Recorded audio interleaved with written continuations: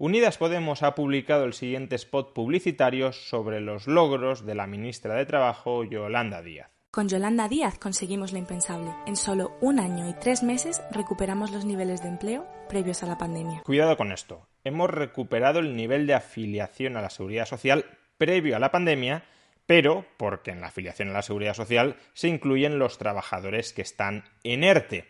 Si excluimos a los trabajadores que están en ERTE, todavía estamos 600.000 afiliados por debajo del nivel de afiliación a la Seguridad Social que teníamos antes de la pandemia. Es decir, a día de hoy la afiliación a la Seguridad Social todavía sigue un 3,1% por debajo de los niveles previos a la pandemia. Pero es que además la mejor forma de conocer si hemos recuperado los niveles de empleo efectivo previos a la pandemia no es mirando los datos de afiliación a la Seguridad Social, sino mirando el número de horas trabajadas durante un trimestre. Y en este caso, si comparamos el número efectivo de horas trabajadas por semana durante el primer trimestre de 2021 con las horas semanales trabajadas en el último trimestre de 2019, antes de la pandemia, descubriremos que todavía estamos un 7,5% por debajo de los niveles previos a la pandemia. Es verdad que en el segundo trimestre de este año este indicador va a experimentar una subida muy fuerte, porque en el primer trimestre todavía había datos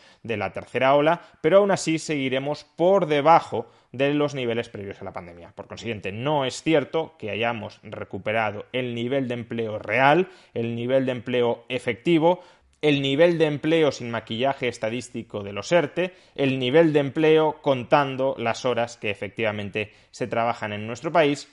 No es verdad que hayamos recuperado todo esto con respecto a los niveles previos a la pandemia. Después de una fuerte caída debido a la paralización de la economía, en 15 meses incluso se ha superado el nivel de afiliación a la Seguridad Social previo al inicio de la crisis del COVID. Sí, pero porque estamos contabilizando a los trabajadores que están en ERTE, es decir, trabajadores que siguen afiliados a la Seguridad Social, pero que realmente no están trabajando o no están trabajando a jornada completa como venían trabajando antes de la pandemia. Puede parecer fácil, pero si lo comparamos con la crisis financiera de 2008, vemos cómo las políticas de recortes y austeridad de Rajoy retrasaron la recuperación durante más de una década. A ver, ¿cómo que las políticas de Rajoy retrasaron la recuperación durante más de una década si Rajoy únicamente gobernó durante 6 años y medio?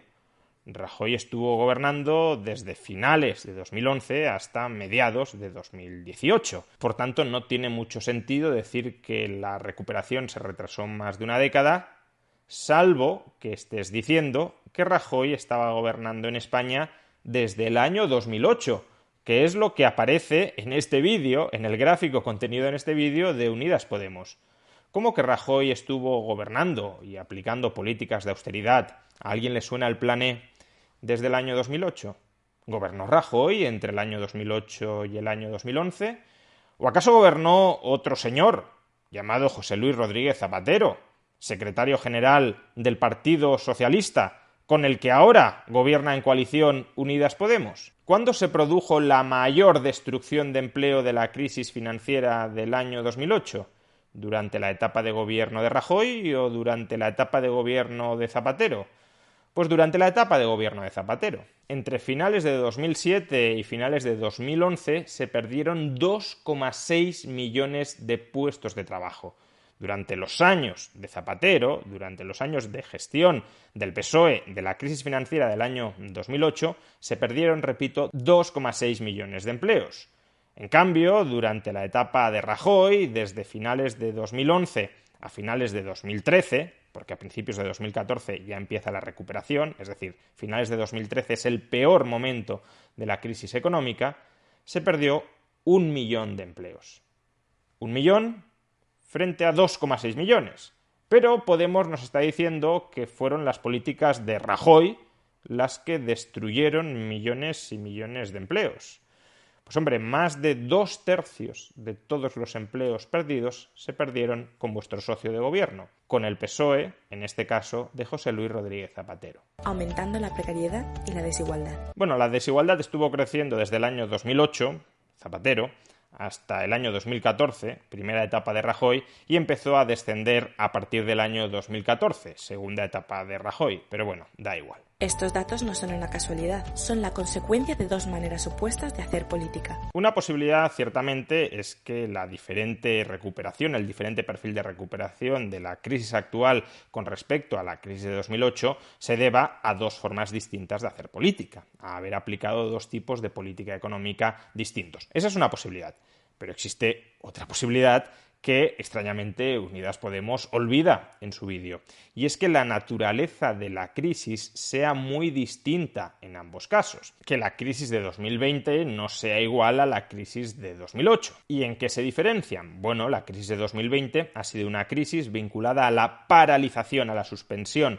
de la actividad económica como consecuencia de una pandemia. Por tanto, una vez se ha superado la pandemia, una vez se ha acabado con la pandemia, las causas que motivaban la paralización, la suspensión de la actividad económica han desaparecido y esa actividad económica se puede reactivar, puede volver a ponerse en marcha. Es verdad que pueden haber quedado heridas en la estructura económica, es verdad que puede haber empresas que han quebrado y que por tanto no se puedan reactivar inmediatamente y que debamos esperar a que se creen nuevas empresas para que el empleo que generaban las anteriores que han desaparecido ahora lo vuelvan a generar las nuevas que están emergiendo, pero también es cierto que gran parte del tejido productivo ha sido capaz de sobrevivir y ese tejido productivo que ha sobrevivido es un tejido productivo sano que está adaptado a satisfacer la demanda de los ciudadanos porque es más o menos la misma demanda que estaba satisfaciendo antes de la pandemia. Si los hábitos de consumo ahora no son radicalmente distintos a los hábitos de consumo en 2019,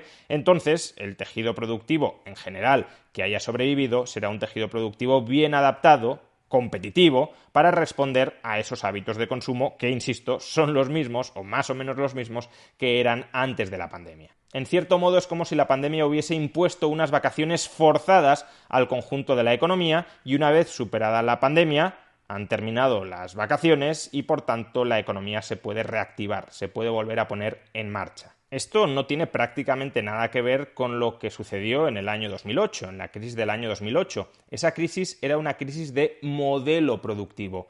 Durante los años previos a 2008, la economía española se había hipertrofiado en la dirección de sectores productivos que eran insostenibles, que eran inviables, sectores productivos burbujísticos como era el inmobiliario. Por tanto, a partir de 2008, lo que tenía que hacer la economía española era reconvertir en profundidad su estructura productiva. Tenía que abandonar un modelo productivo que era inviable, que no era competitivo, para crear otro modelo no basado en el ladrillo, que sí fuera sostenible y sí fuera competitivo. Y esto evidentemente no se puede lograr de la noche a la mañana, no es como pulsar un interruptor apagado y encendido. Ese proceso requiere de tiempo, requiere de que los empresarios localicen cuáles son las nuevas oportunidades de negocio, que capten la financiación necesaria para iniciar esas oportunidades de negocio y que con el tiempo esa inversión madure y se complete en forma de nuevas empresas viables y competitivas. Pero es que a esta crisis de modelo productivo se le sumó además una crisis financiera.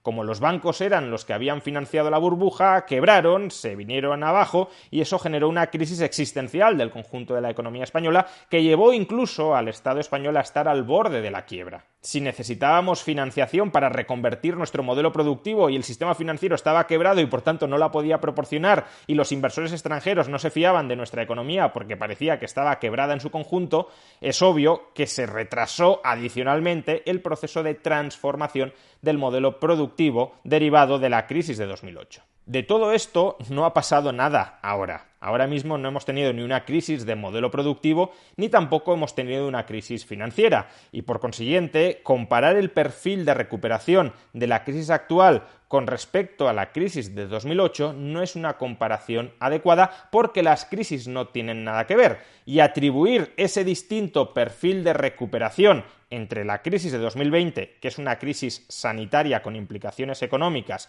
y el perfil de recuperación de la crisis de 2008, que es una crisis de modelo productivo a la que se le suma una crisis financiera, es hacer trampas. Y aún así, cuidado, Rajoy recuperó el nivel de afiliación a la Seguridad Social que se encontró cuando llegó al gobierno en 2 años y medio. Yolanda Díaz saca pecho por haberlo recuperado dopado con los ERTE, es decir, todavía no lo ha recuperado, en 1 año y 1 trimestre. Pues hombre, teniendo en cuenta la distinta naturaleza de las crisis, tampoco diría que es una comparativa especialmente mala para el gobierno de Rajoy. Estos datos no son una casualidad, son la consecuencia de dos maneras opuestas de hacer política. La nuestra está del lado de la gente. Seamos claros, como sucede con todo partido político, vuestra propaganda se dirige a manipular a la gente para que esa gente os vote y os podáis perpetuar en el poder.